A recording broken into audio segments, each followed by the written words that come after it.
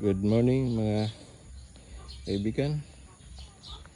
Ito po yung libingan ng mga tuta. Nagkaroon ng parbo. Yan po. Tapos yung huli, andito po siya.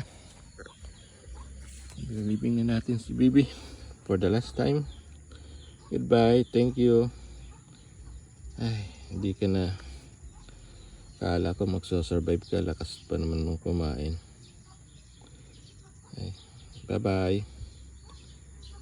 Thank you for the happiness sa ikling panahon. Hindi ka, akala ka magso-survive pa sa parbo. Ay, good morning.